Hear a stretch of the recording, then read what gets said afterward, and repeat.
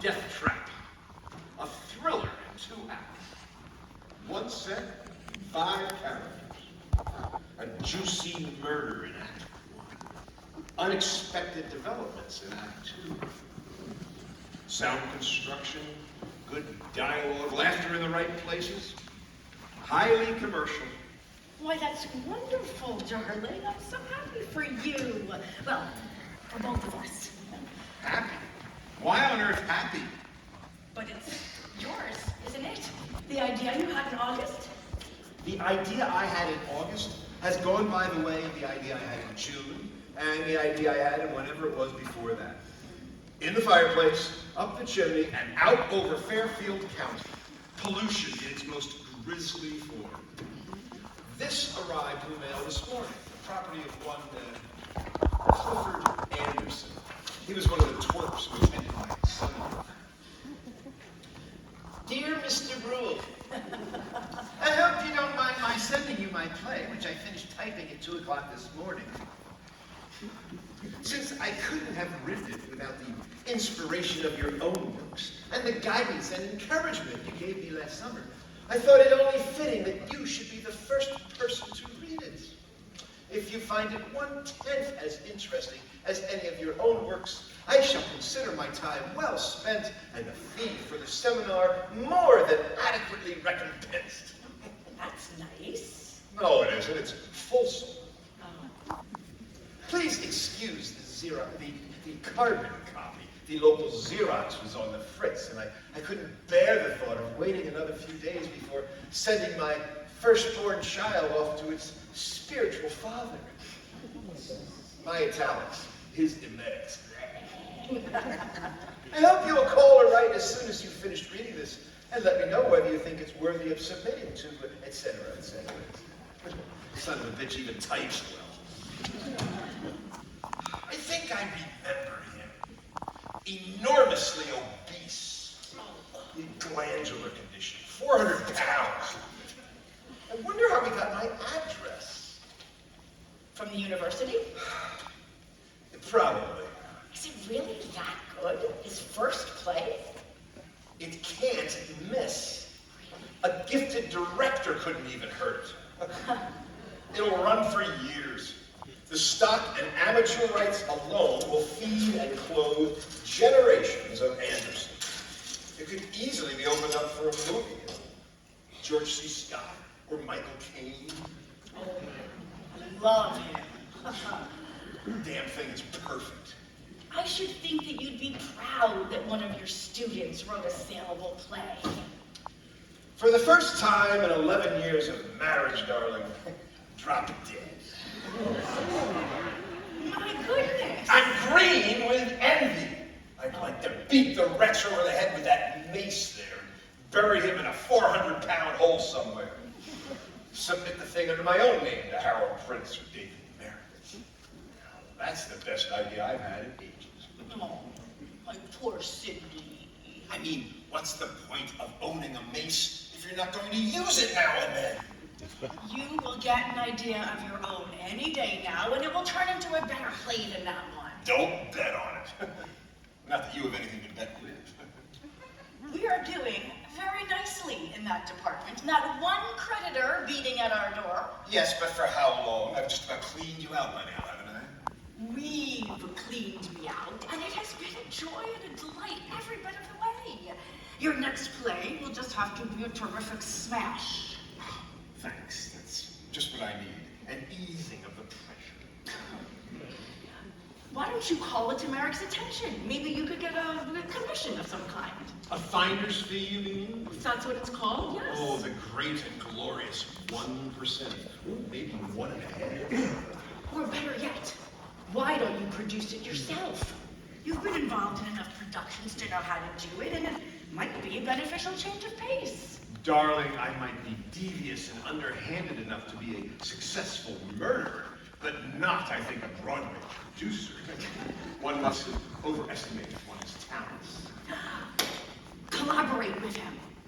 Isn't there room for improvement in the play, good as it is? The professional touch, a little reshaping, sharpening. That's a possibility. He would be thrilled to work with you. We'd split 50-50. And you'd get top billing. Of course. It's done all the time, my dear boy. Reverse alphabetical order. No, on the basis of who you are.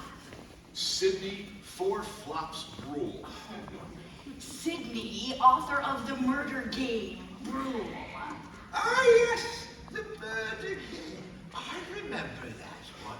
It was back in the time of King Arthur, wasn't it?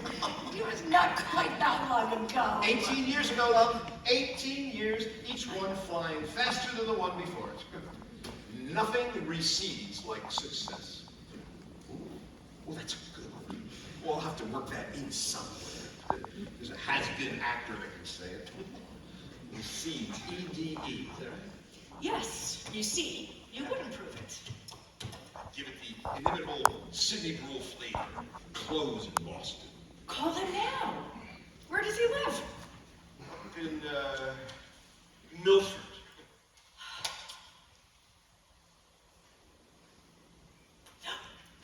You don't like the mace? No, definitely not. Blood on the carpet. Oh, and the next day I'll be tender will be picking up our psychic vibrations. In Holland? I seriously doubt it. Sidney, what were you smoking Friday night when the rest of us were smoking grass?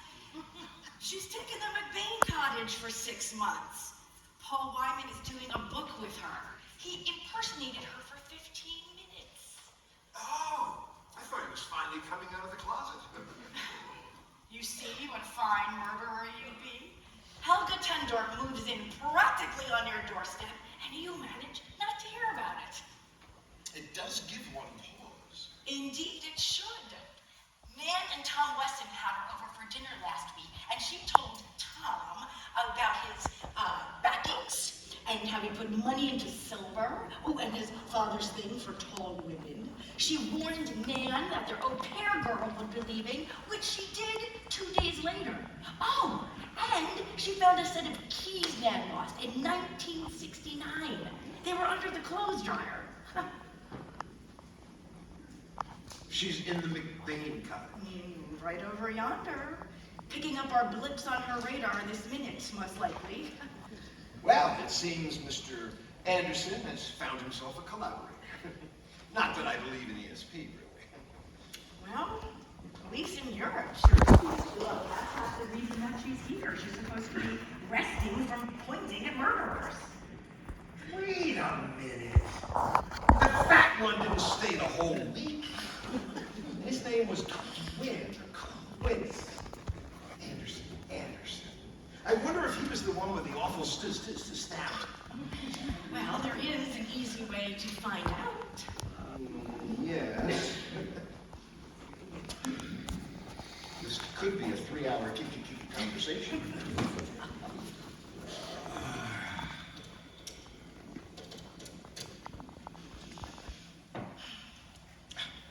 Busy, probably talking to Merrick. What's for dinner? Salmon. Again? Yes. Sidney, would you actually kill someone to have another successful play?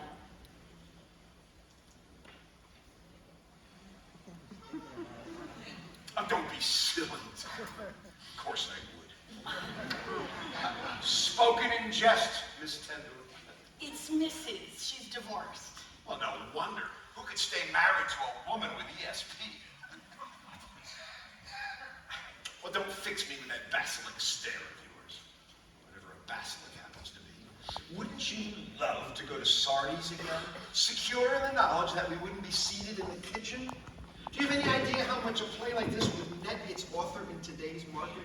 $2 million, and that's not including the Deathtrap t-shirts. That's not a reasonable motive for murder. I'd like to know what is. Wish you hadn't told me about her.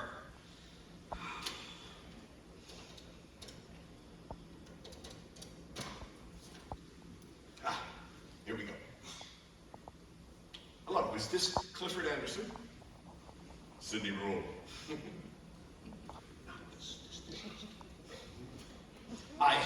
I finished it 15 minutes ago, and I have to tell you, with the utmost sincerity, that you have an enormously promising first draft. I was just saying to my wife, Myra, here, that if you give it the reshaping it needs, point it up in the right places, and work in a few laughs, you'd be right up there with Sleuth, The Murder Game, and Dial M. It has all the makings, as we say. Oh, I should think you would be. Oh, I remember that feeling so well.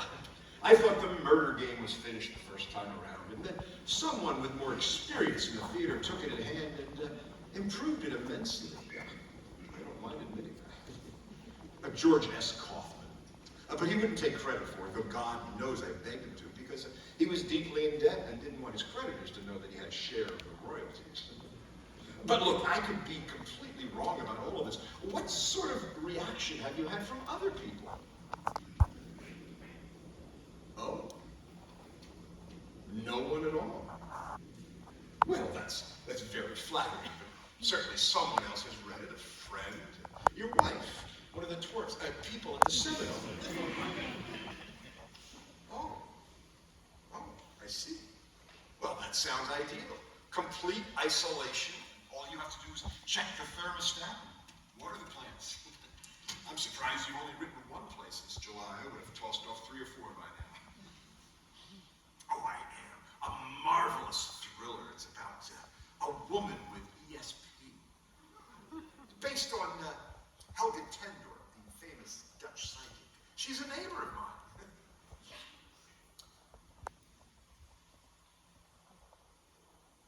It's called The Frowning Wife. But that's just a working title. I'll have to come up with something a bit jazzier, I think. Oh, I love Deathtrap, by the way. The title as well as the play. I mean, the promising first draft. Oh, I do, but far too many to mention over the phone. Perhaps we could get together sometime and we could go through the manuscript scene by scene. I'm free this evening, as a matter of fact. Why don't you drive on now? It's not that far. Oh, I see. Well, then, why don't you take the train? I could pick you up at the Westport station and run you over. It would be better that way. You'd have a devil of a time finding us. We're way out in the woods. I have to send up a flare every time we're expecting people. Oh, do. I'll hold him.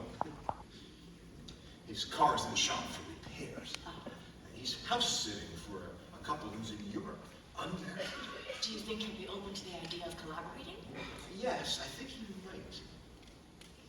Was George S. Kaufman still alive when I wrote the verse? Hello? Yeah.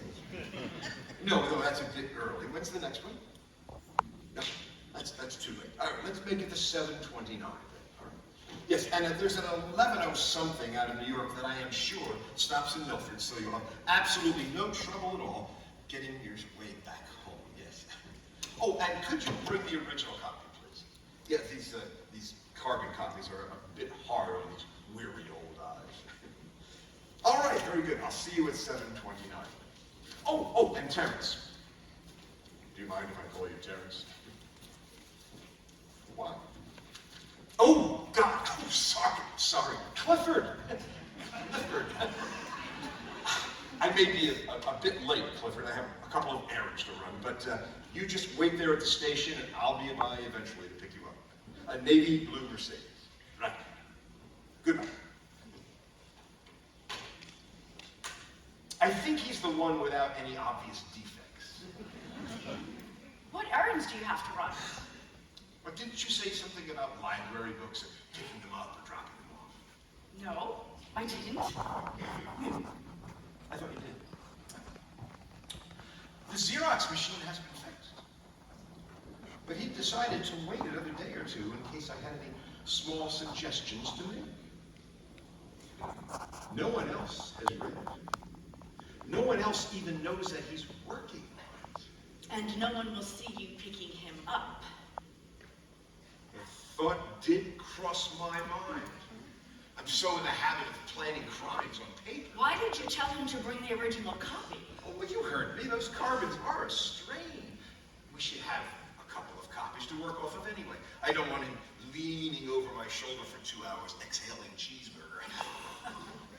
He probably has another carbon copy filed away somewhere. More than likely. Not to mention his notes and outlines and early drafts. Opening night of my dazzling triumph. His gray-haired mother comes down the aisle, escorted by the Milford and Westport police departments.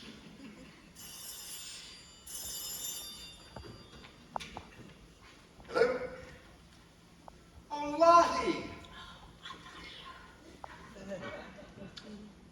No, I don't think so. I'm working on a new idea. I don't want to lose touch with it. It's in the embryo stage. But Myra might. Hold on. They're seeing that French thing down at Fine Arts, too. I can drop you off on the way. No, I don't want to go. Not tonight. Lottie, Myra will pass, too. She's a bit under the weather. But you give us a full report on it tomorrow, will you? Have fun. Bye.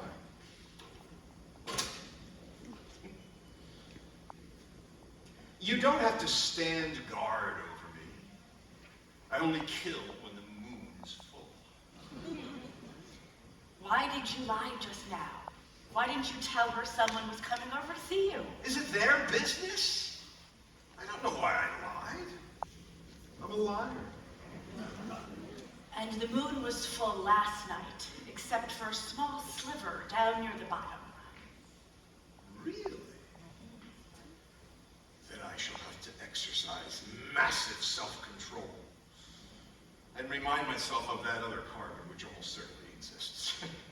If not for that, Sydney, would you? Could you? Probably not. Probably chicken out, even if he's the tiny one. They say that committing murder on paper siphons off the hostilities, and I'm sure that it does. But at the same time, it opens one to the possibility of committing real murder. Gives one the familiar feeling of a possibility worth considering. Just as owning and handling a real weapon opens one, however slightly, to the possibility of using it. But there's a world of difference between a paper victim and a real one. No, I'm sure Mr. Anderson will return home in the same state of health in which he arrived. Manuscript clutched in tiny, or huge, or relatively normal hands. He will jump at the chance to collaborate with you, and then you will have a play all of your own. I'm sure I shall, sooner or later. Maybe you could do something based on Helga Tendorp, but not called the Frowning Wife. The Smiling Wife. Ah. A cheerful up kind of thriller. You know, there could be an idea like this. A playwright who's going through a bit of a dry spell gets sent a newly hatched play by a twerp who attended his seminary. It's a possible opening, isn't it? If the play were obviously commercial and the playwright had a room full of weapons. Put it in your notebook.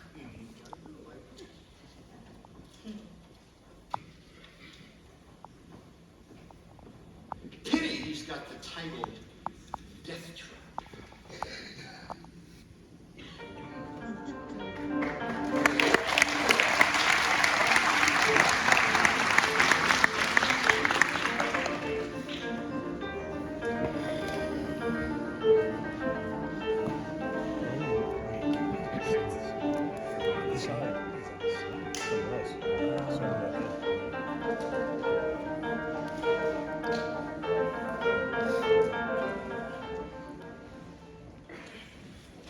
Actually, it was built in 1794, but they were out of nines at the hardware store, so I backdated it 10 years.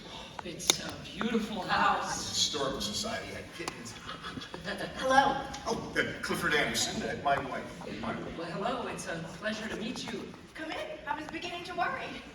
Is this the room you work in? How did you guess? Oh, well, the typewriter and all the posters. And is that the mace that was used in Murderer's Child? Yes. Oh, And the dagger from the murder dame. Careful, it's sharp. The trick one was substituted in Act 2. in for the killing. Yes. I can't understand why that play didn't run longer. Critics peeing on it might be the answer. The train must have been late. Was it? No, Mr. Brule was. The train was on time. I had to stop for gas. And Frank insisted on fondling the spark plug. Do you know that Gunpoint was the first play I ever saw? Yeah, I had an aunt in New York, and well, I took the train to see her one Saturday. I myself, another first, yeah. Oh, she took me to see the matinee. I was 12 years old. If you're trying to depress me, you've made it. Oh, I'm sorry, it's just, well, that's the play that got me hooked on thrillers. Angel Street did it to me. Where is the grocery bill? Bella, what have you done with it, you poor, wretched creature? I was 15. It sounds like a disease passed from generation to generation. Oh, it is a disease. Thrilleritis malignus. The fevered pursuit of the one-set, five-character moneymaker. Well, I'm not pursuing money. Why, not that I wouldn't like to have a place like this to work in, but that's not why I wrote Deathtrap. Well, you're still an early case. It's not a disease, it's a tradition, a superbly challenging theatrical framework in which every possible scenario seems to have been played out. I mean, can I conjure up a few more? Can I startle an audience that's been on Angel Street, that's dialed M for murder, that's witnessed the prosecution, that's played the murder game? Lovely speech. Thank you for saving me for last. Oh, I was coming to sleuth. I'm glad I stopped. Yeah, me too. I'm just a little euphoric about all that's happening. As well you should be. Would you like something to drink? Yes, please. Do you have any ginger ale? Yes. Sydney Scotch. No, dear. I believe I'll have a ginger ale, too. These aren't all from your plays, are they? Oh, God, no. I haven't written that many. No, friends send me things now, and I trowel the antique shops. Oh, now that's a disease. And a super excuse for not working. I found this just the other day in Ridgefield. 18th century German. It's beautiful. And, as you can see, I am taking very good care of my spiritual child, Lock and Key. Oh, I got the original. Oh, thank God. My doctor says that I should be wearing glasses, but he also says that the longer I can do without them, the better off I'll be. There you are. Oh, there you are. Thank you. Yeah, it's not a binder for the Xeroxing. That makes no never mind. Oh, I have the first draft here too. There is a scene between Diane and Carlo in Act 1 that I might have been wrong to cut. The scene between Diane and Richard happens earlier, before they know Carlo is back. Did you do several drafts? No, just the one. I mean, it's a bit of a mess, but you should be able to decipher it if you'd like to see those two scenes. Oh, I would, by all means. I had a feeling there would be a scene between Diane and Carlo that I wasn't seeing. Before the murder? Yes, I was afraid the act would run too long. Yeah, thanks. What else do you have? Oh, I have the outline, which I departed from considerably, but I did it the way you suggested. 1 page per scene, loose leaf, and some lines I jotted down I never got to use. I threw away the ones you did use after you used them. Yes. That's the same way I work. Yeah, it was all in the one envelope, so I just grabbed it. Thank you. You're welcome. Thanks. Yeah, it's a 2-hour walk to the train station, so I had to leave right after we talked. 2 hours? Well, I normally walk longer than that. I'm one writer who's not gonna get flabby. You know, I work out every day with weights. I was this close to making it to the Olympic decathlon team.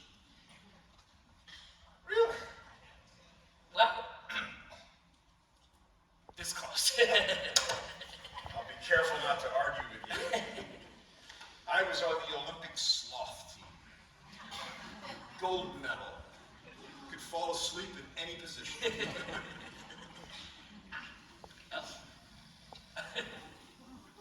Deathtrap. The Deathtrap. Deathtrap. Oh, it'll be toasted with more than ginger ale someday. Sydney is right about it, and I'm sure he is. I hope so. I toasted up a beer the other night. We have some. Would you rather? No. This is fine. Thank you.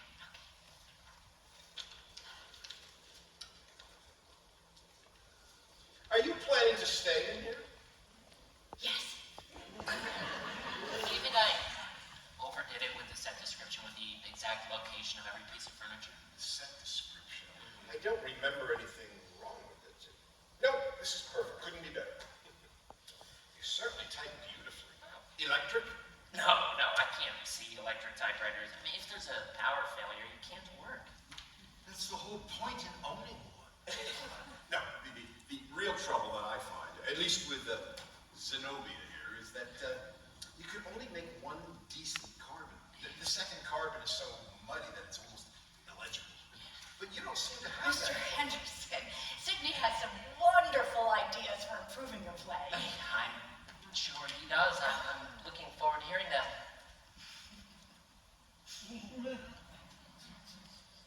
Couldn't you do that in the living room, dear? There's no good work light in there. I seem to remember a paisley chair with a light beside it, bright enough for the engraving of Bibles on pinheads. That light is too bright, and the chair is too low. I'll be quiet.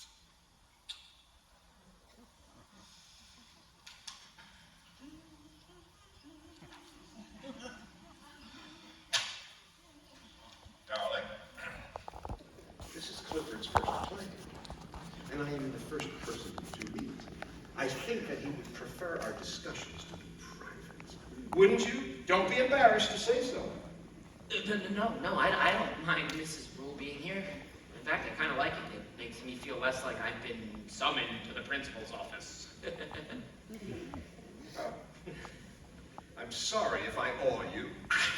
You do. It's all the plays and the things you say. I would never think to call my typewriter anything other than Samantha Corona. Well, as long as it answers. Yeah, but you are welcome to read the play too, Mrs. Brule, if you're interested. Oh, I am. I am curious to know how women are going to react to the Diane decision about the gun. Sydney did tell me about it at dinner, but he stopped at the surprises. I don't even know who kills whom. Good. You shouldn't. I mean, that was the problem with Murderer's Child. Forgive me for saying so. I mean, it was so obvious from the opening curtain that Dr. Manaheim was going to bash poor Teddy. I mean, he didn't leave any room for doubts. The audience should suspect, yes, but should they be absolutely certain? Doesn't that just kind of tend to diminish the suspense? You may have a point there. I wish you had told me over the phone that you wanted Myra to read the play. I would have told you to bring another carbon and she could be reading it now while we have our talk. Well, I didn't know she'd be interested. And besides, I don't have one. You don't have another carbon? No, I only made the one. I thought I'd be Xeroxing the original as soon as I was through. Of course. There's no need for a second or third in this day of Xerox. Well, she can read this copy and we can pass the pages back and forth. Or I can sit next to you. No, wait. I want to think. Let me think. Mr. Anderson, Sydney is just bursting with creative ideas about your play. I have never seen him so enthusiastic. You know, he gets plays in the mail very often. Finished plays ready for production, supposedly, from his agent, from producers, from aspiring playwrights. And usually he just laughs and sneers and says the most disparaging things. I know He could improve your play tremendously. He could turn it into a hit that would run for years and years and make more than enough money for everyone concerned. Is that what you meant by, I'll be quiet? I won't be quiet. I am going to say something that has been on my mind ever since your phone conversation. It is very wrong of you to expect Sydney to give you the fruit of his years of experience, his hard-won knowledge, without any quid pro quo, as if the seminar were still in session. But he offered to give me And his it advice was anyway. very wrong of you to have offered to give it. Now, I am the one in this household whose feet are on the ground and whose eye is on the checkbook. So, I'm going to make a suggestion to you, and it's going to come as a shock to you, but I want you to give it your grave, your earnest, your thoughtful consideration. Will you do that? Will you promise to do that for me? Put aside the play you're working on. Yes. Put aside the play about Helga Tendorf finding murderers, keys under clothes dryers. Put it aside, Sydney, and help Mr. Anderson with his play. Collaborate with him. That is what I am suggesting. That is what I think is sensible and fair and rational in this situation. Deathtrap by Clifford Anderson and Sidney Brule. Unless, of course, Mr. Anderson, in deference to your age and reputation, wants to switch those names around. That is a shocker. Put aside the drowning wife. I thought it was frowning. Drowning? What kind of title would that be? No, it's the drowning wife. That's what I'm calling it at the moment. It has these women's lib overtones and the ESP. It's such a timely play. It will keep, Sydney. People will always be interested in psychics who can point to someone and say, this man murdered that man. Put it aside, please. Do for Mr. Anderson what George S. Kaufman did for you. That's awfully persuasive, Mark. How does it grab you? Oh, wow. I suddenly feel as if I have been put on the spot. Well, you have been, really. Myron's put you there. Put us both there, really. I just thought it should be brought up before anything was done. Yes, you were quite right. Quite right. What's your reaction, Clifford?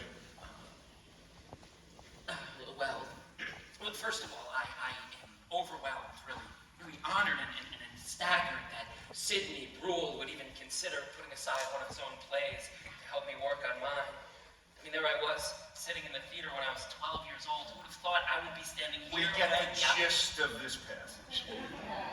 It is a golden opportunity that I ought to seize with both hands. You should, yes. But the thing is, it's as if I went to the doctor, one of the world's leading specialists, and he recommended surgery. But despite my respect for his eminence and experience, I think I would want to get a second opinion, wouldn't I? I'm sure your ideas are terrific, but you're right, Mrs. Brule, it wouldn't be fair to hear them without some sort of arrangement or understanding, and, well, right now, to be perfectly honest, without having heard them, I think Deathtrap is very good as is. I mean, it's not perfect. You could certainly use a little bit of fine-tuning, but I'm not sure it needs surgery. You know, what I ought to do is Xerox a few copies tomorrow morning and send them to some of the agents you suggested. But if they too think it needs major rewriting, then you can be sure I'll be coming back begging to do what Mrs. Brule has offered, and then I would be willing to make any arrangement you thought was fair. I suppose the same one you had with Mr. Kaufman. Why, I hope I haven't offended you. Not at all. Mr. Anderson, please. Agents know about contracts. tracks. They don't know anything. Don't, about- Myra. Don't beg him. He'll think he's got the wealth of the Indies here, and that we're Mr. and Mrs. Jean Lafitte. I wouldn't think that, Mr. Poole. I'm very grateful that you're willing to go out of your way to help me. But I'm not, really. Now that I've had a moment to consider the matter, I would never put aside a play as timely and inventive as The Drowning Wife to do wet nurse work on one as speculative as Deathtrap. Sit down, Myra. You're making me nervous standing over there hyperventilating. Do as you said. Show it to a few agents, and if you feel that major rewrites are in order, then get in touch. Who knows? I might hit a snag. It's happened once or twice. Thank you. I will. Although I doubt that I shall. I have it completely outlined and more than halfway finished. And I have another play ready to go next, based on the life of Harry Houdini. Oh, yes. Magic is very in right now. Look at the success of the magic show. Houdini has always been an idol of mine. These are a pair of his handcuffs. Sydney. Relax, dear. Clifford isn't the type of person to steal someone else's idea. You wouldn't do that, would you? No, of course not. There you see. No cause for alarm. His heart as far from fraud as heaven from earth. A remarkable man, Houdini. Made all of his own magical apparatus. Did you know that? No, I didn't. Remarkable craftsmanship. Have a look. Sydney, don't. Sit down, Myra. Don't. I beg you. For God's sake, think. He is an honest young man. Now, would you sit down and stop getting so all-fired suspicious of everyone who comes through that door? We had a very nasty experience a few years ago with a plagiaristic playwright whose name I shall not mention as he has gone to his maker, returned for repairs. Ever since, Myra becomes alarmed when I so much as mention to another writer what language I'm working in. Don't take it personally. You really should have a good look at those. They're quite remarkable. They look so old. Oh, they're made to, and apparently solid and escape-proof. They certainly seem that way. Be my guest. Oh, you mean put them on? Yes, that's what I mean when you're holding my prized pair of $1,200 Houdini handcuffs and I say, be my guest. Put them on. Woo! $1,200. Now, turn your wrists like this, press and pull. You didn't do it right. It's got to be one single quick motion. Try it again. Turn, press, pull. All in one. They're not opening. They did for me yesterday morning, so it's not a question of them not being loyal. I guess I'm Houdini. It's all right. I've got the key for them here. Somewhere. But don't go on fussing with them. You're liable to ruin them. Sorry. Key, key, key, key. Where are you, little brass key? You know, this could make a good thriller. But yeah, I mean it could. How so? Well, a young playwright sends his first play to an older playwright that conducted a seminar that the young playwright attended. But no one else has read it. And then he goes to visit the older playwright, and he brings along his original and his notes and everything. I have some ideas for rewrites. Of course, you'd have to have the Xerox breaking down to explain why there's only 2 copies. One, the play would have to be really good. I mean, the one the young playwright wrote. And the older playwright would have to have how much going on for him at the time. An enormous concatenation of unlikely circumstances, don't you think? Yes, maybe. But we've almost got it here, don't we? Well, the only difference is you've got the drowning wife and the Houdini play, well, Deathtrap probably isn't worth killing over. Yeah, I bet nobody even saw me get into your car. Well, there you go. You licked the second play problem. I think it could be turned into something fairly interesting. What do you think, Mrs. Brule? I don't like it. It scares me. I wonder if I could have put it up here somewhere.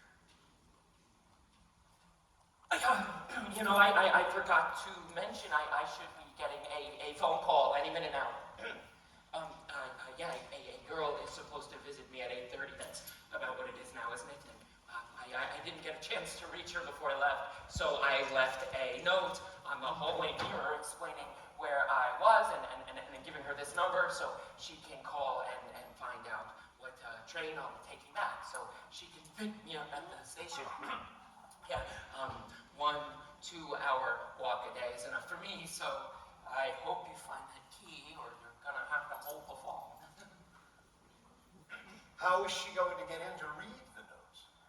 She has a key. You're not a very conscientious house sitter. She's honest. You told me over the phone that you don't know anyone in Milford except for a few tradespeople. She's from Hartford. Her name is Marietta Klanowski. She teaches at Cork Middle School. Phys ed.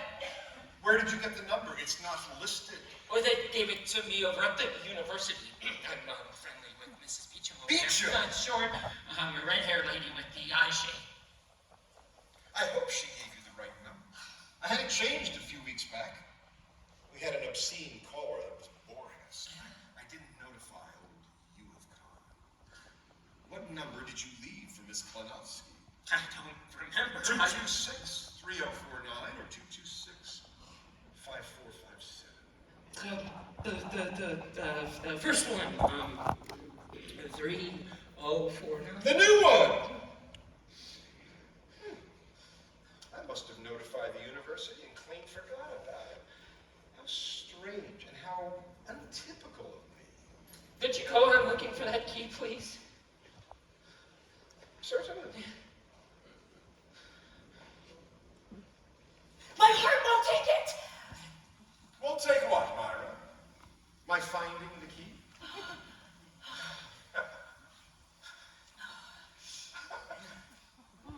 I do believe the two of you thought that I was going to grab that mace and do a Dr. Mannheim. Clifford, is that why you've withdrawn so far upstage? You can't have a mind to write a play like that. That doesn't envision possibilities. True. Very true. I'm slightly paranoid myself. What's your excuse, my loyal and trusting wife? 11 years of marriage, and she thinks that I'm capable of flesh and blood murder. There's a lesson for you in that, Clifford. Come, unlock yourself. Deathtrap is a promise, but it's not a back promise. It isn't. No, I think your best invention so far was the name Marietta Klanowski. A lovely name. I congratulate you. Thank you. I can still see the sweat on her forearms at the basketball game. Mrs. Beecham's eye shade, though, that was a bit much. I thought it was the kind of convincing detail you told us to try for. Are you sure this is the right key? Ye God. Houdini opened them inside a milk can under 12 feet of water. Do you mean to tell me that you can't... Back at work!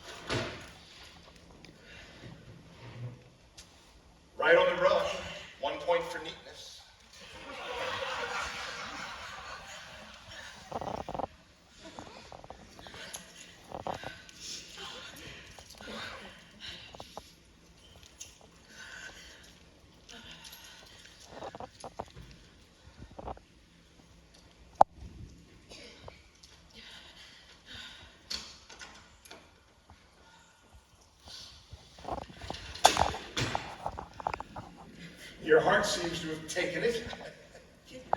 Barely.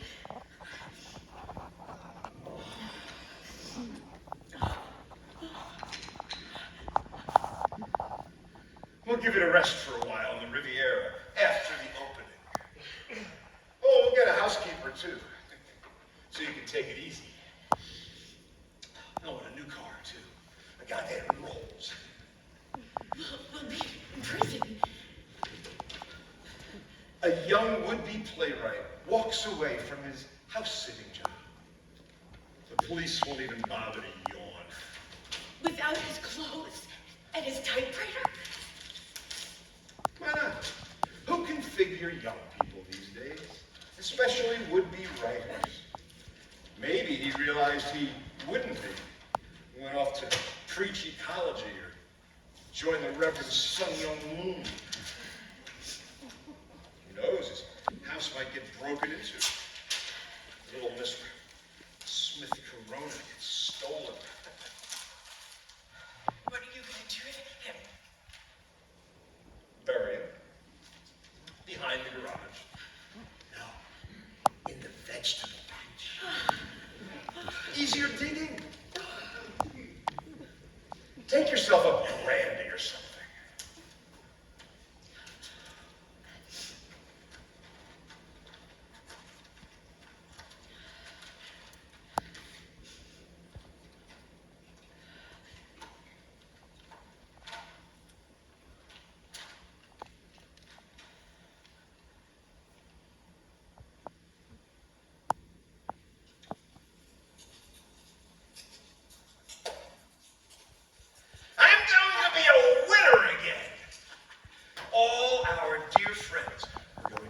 You living off of my money.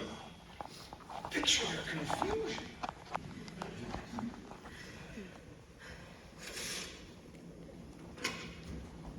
It's a full moon, all right. I hope this isn't going to become a monthly practice.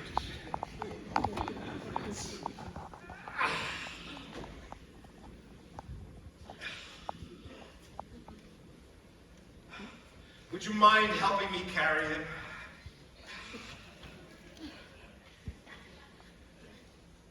The deed's been done. I don't see the point in my getting a hernia.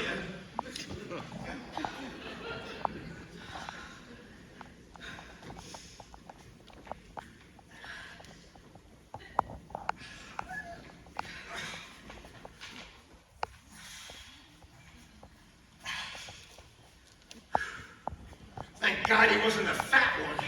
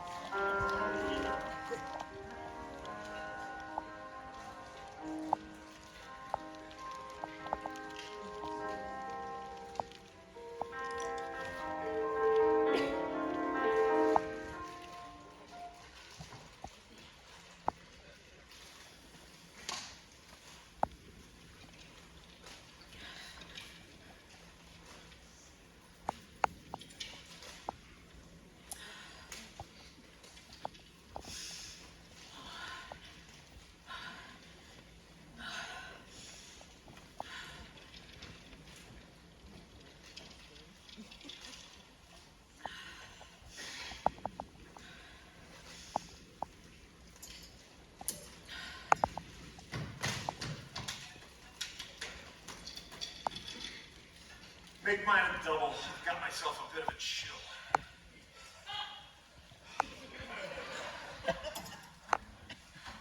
Along with incipient blisters, aching arms, and small devils poking pitchforks into what I believe is my lumbago. In Murderer's Child, I had Dr. Mannheim bury Teddy in 15 minutes. In the future, I'll know better. We're out one hearthrug, but I saw some nice ones in the Yale house the other day.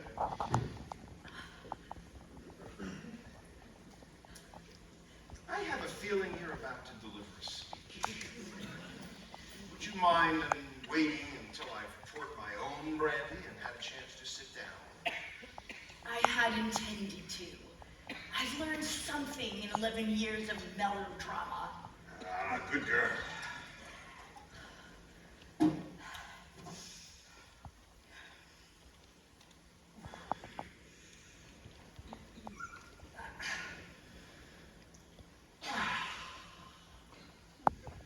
Go. I would be very happy living on your money, but I do not relish the thought of living on his. I have been trying to understand how you could do it, bearing in mind your disappointment and your embarrassment in our financial situation. But I can't. And how will you be able to feel like a winner when we'll both know that it's his play? I can't understand that either.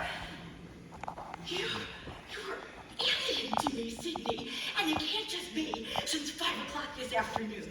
You must have always been a very different person than I thought you were. I don't think the police are going to be as unconcerned as you do. So I don't want anything to happen that will make them suspicious if they should come to question us. How will they? They will. He vanished in Milford. This is Westport.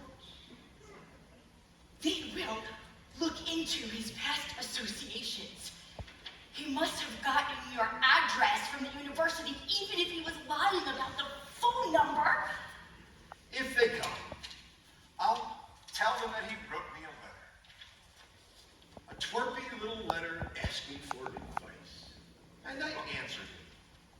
Or maybe I just threw it away.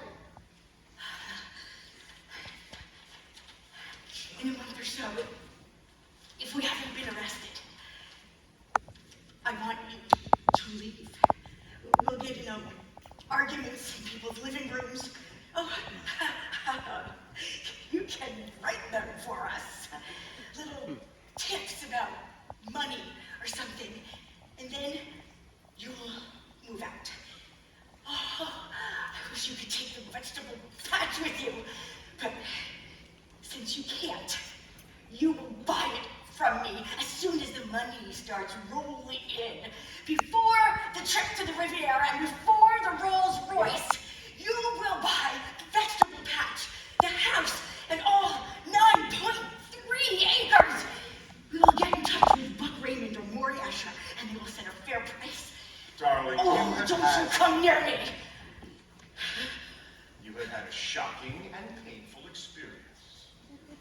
And so have I. I'm terrified that I'll be caught. And absolutely guilt-ridden about having been insane enough to do it. I'm going to give half the money to the new Dramatists League, I swear. Now is not the time to talk about anything. In a couple of days, when we're both feeling more ourselves, things will look much cheerier. You are yourself right now, and so am I. In a few days,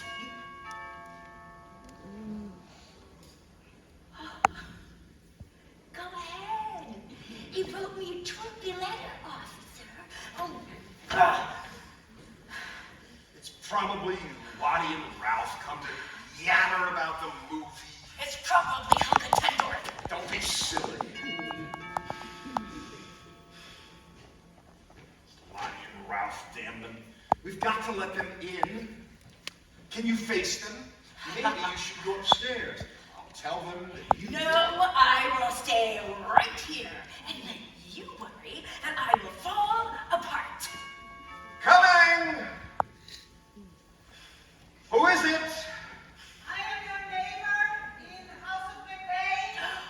Will you let me come in? It is most urgent I speak to you. I called the information of all that the lady was helping on the number. Please, will you let me come in?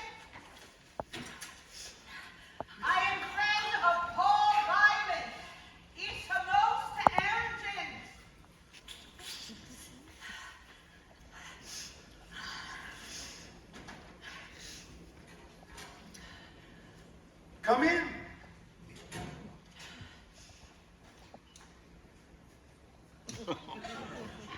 I apologize for the so late I am coming, but you will forgive me when I make the explaining. Oh, yeah, is room I see in beams in the window like so. Oh, in the pain. Oh, such a pain. Pain, pain, pain, pain. Pain, pain, pain. Well, we're neither of us up to snuff today.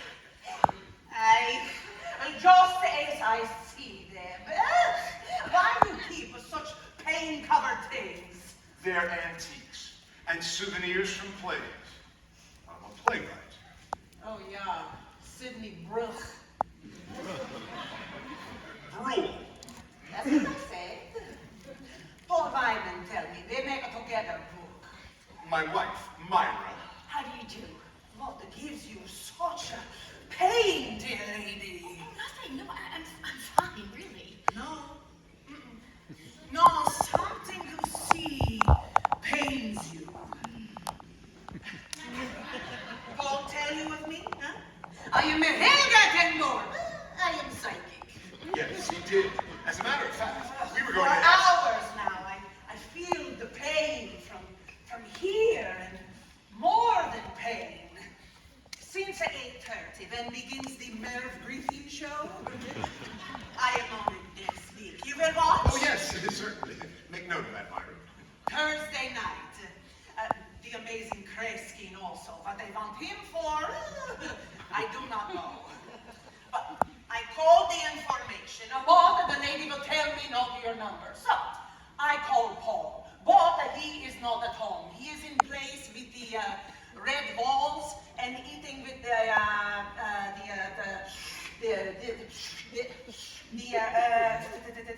stick chops. So, I called the information again. I say, it's urgent. You must give me number. I am Helga Tendor. I am psychic. She says, guess number. I tried, but I only see 226, and that is everybody, yeah? So, I come here now because pain gets worse and more than pain. More than pain? There's something else here, something frightening. No, it would interfere. What will? The drink you would give me? Must keep unclouded the head, never drink. Only when images become too many, then I get drunk.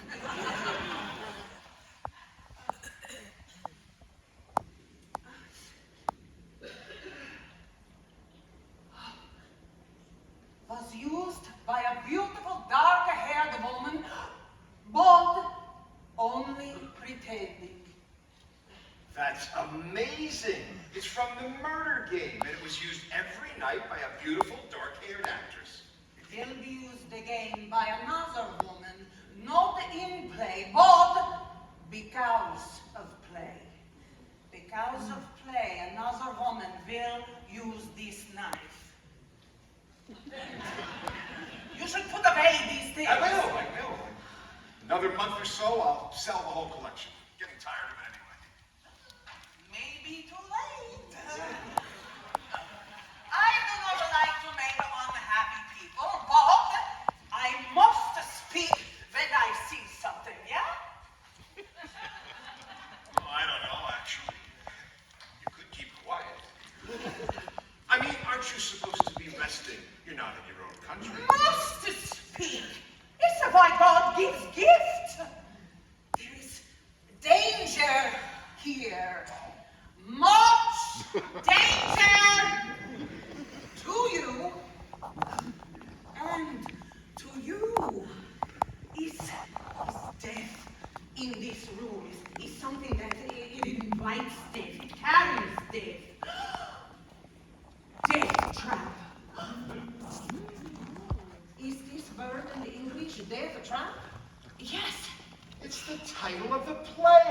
working on. That's where you got it from. There's a death in the play. I'm sure that's what you're responding to. I work here at this desk. Maybe, but no, feels like real death. Well, I try to be convincing. Act everything out as I write. Man, in boots, young man, here in this room, he attacks you. He attacks me. You think one of those? He comes as a friend to help you, to work with you, but attacks is confusion here. Well, I'll certainly be on the lookout for a young man in boots. We're going to be Japanese now. Boots off at the door. He sits in this chair and he talks of Diane. There's a Diane in the play. Two other people, Smith and Colonna. No, one person, small, black, is in play. Black man Smith Colonna. I've never heard the name before. Oh, it's very confusing image. He's gone now. Nothing else comes.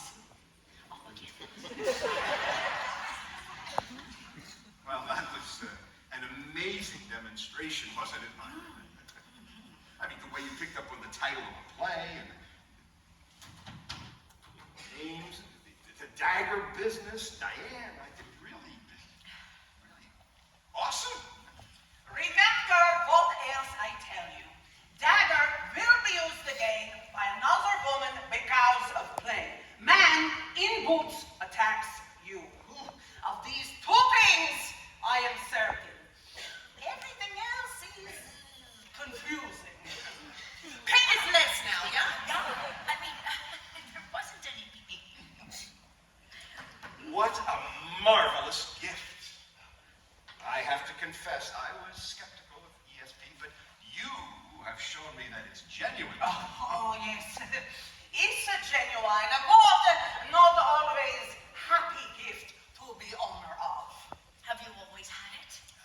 Since I was child, never could I enjoy a game of hide and seek. It was too easy, you understand? Parents never wrapping Christmas presents. Why wasting paper? And in my teenagers, walking with boys, such images. Won't you have that drink? I would very much like to talk to you. No. Must be getting back to house, but you and I, we shall take that dinner soon, and I will tell you all about my life. It will make a very interesting play. When you was a child, you was living in a large house with yellow shutters, yeah? That's right, yes. Always when moon is full, I am in top form. Good night. Good night. Be careful. You also. Oh, I intend to. No boots allowed. Good night. Good night. Remember, Thursday night, Merv Griffin show.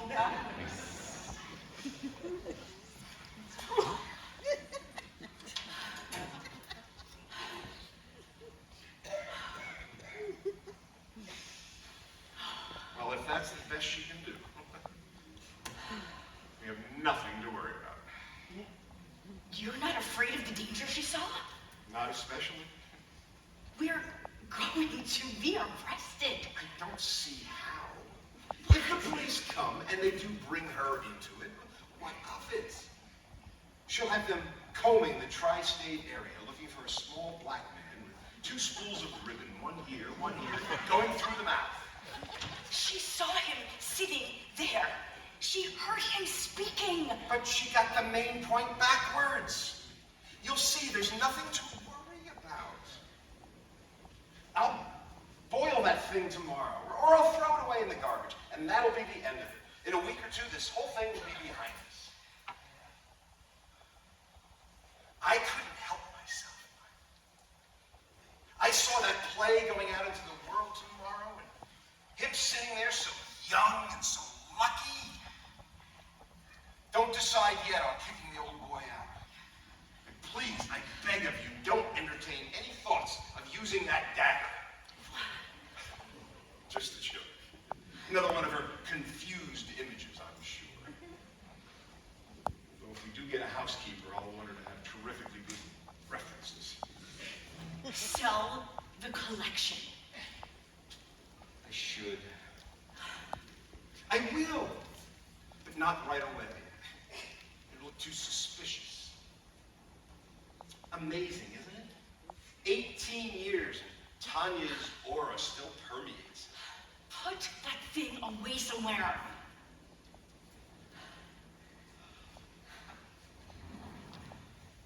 Exit dagger into desk. You know, part of me was hoping that you'd do it. I mean, at the same time that I was terrified that you would. A piece of me was hoping. I mean, I saw the money and your name. You tried to stop me. You did your best. It was my doing and mine only. You helped me carry him because I asked you to. And you were too shocked and too used to helping me to refuse. If anything should go wrong, there must never be any confusion whatsoever on that point. But nothing will go wrong. In a few weeks, we'll be celebrating leading producer options new Sydney Brule thriller. Successful playwrights admit envy. Let's lock up and turn in. Okay. Is it possible that murder could be an aphrodisiac? What a blow that would be to the importers of ginseng root, not to mention the Department of...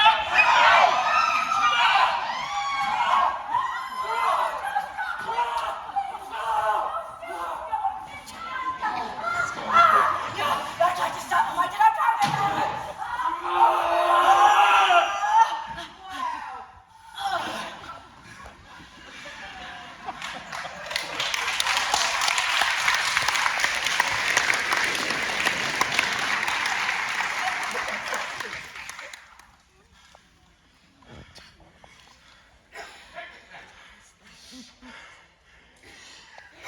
She's dead. Positive.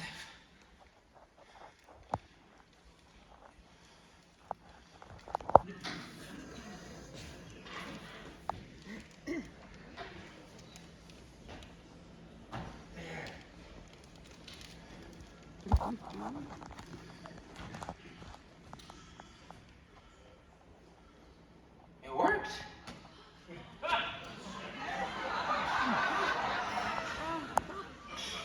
How could it not? She's had minor ones over much worse. I got news for you. Styrofoam hurts. You used it a hell of a lot harder than you did in the motel. Ow, he had an adrenaline and the action performance. You know, you didn't make the strangling a jolly experience either. How about that Helga 10 Dorp though? Nearly had a heart attack out there myself. Same here. Spooky the way she saw I was gonna attack you like that. Yeah, but she was a little off base. She had you doing it with one of these weapons. Oh, it must have been the garage getting mixed in. Yeah, it's very confusing.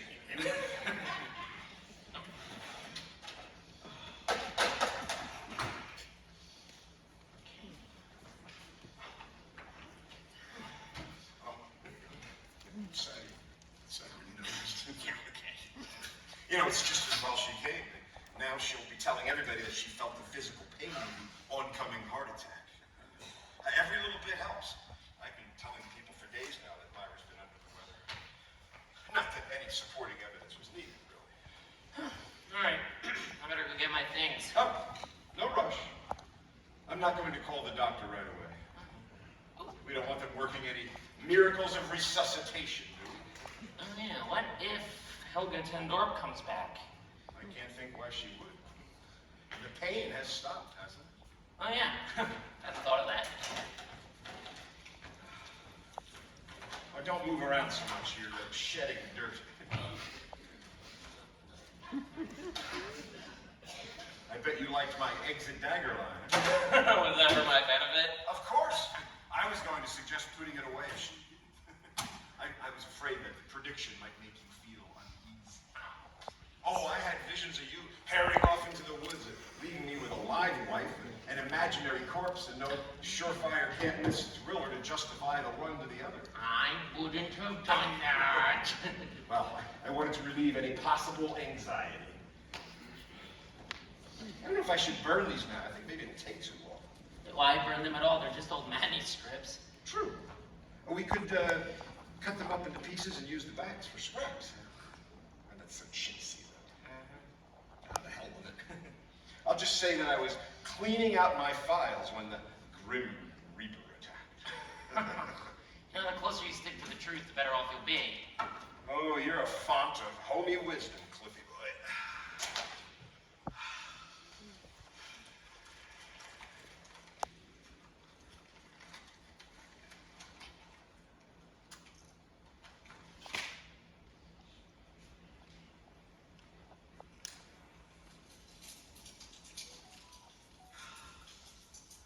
Farewell, Deathtrap. Would that you were the genuine article. Oh, we could put my desk right here. Oh, no, I've got a surprise for you. Well, let me guess, I work in the maid's room. Would I do that to you? No, you're going to work right here in the handsomely converted stable. All right, what's the surprise then? Oh, you'll see after the obsequies. I hope you don't mind Zenobia here racing along at top speed. I really am going to do a play on ESP. It's a very impressive demonstration she gave in spite of mistakes. I am ready to get to work too. That thing you mentioned at the seminar. Nope, I've got a better idea. Yeah, no, it hit me last week when I was cleaning out my desk. There is a play there, in a typical urban welfare office. A thriller? No, to be honest, I've begun to lose interest in thrillers. I want to do something more relevant, more honest. In spite of the fact that you just used those words, I'm going to let you stay here. Go get your things. I'm going to call the doctor. Right.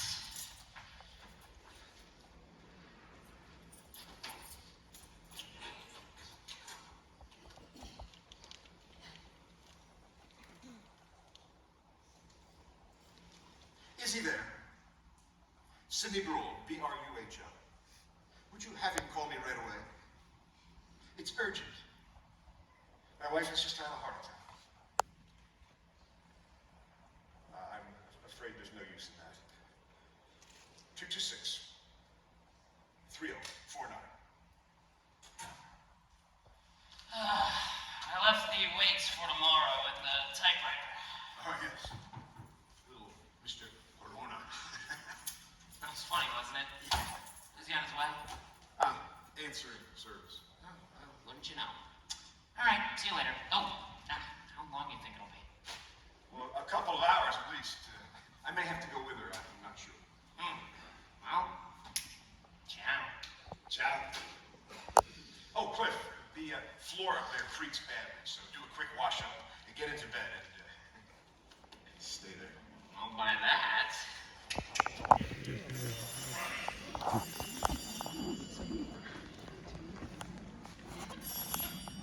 Hello? Yes, a bad one. I gave her mouth-to-mouth resuscitation for 10 or 15 minutes, but it was no use. There was nothing. She's been under the weather for days now. I wanted to call you, but she wouldn't let me. She said it was only.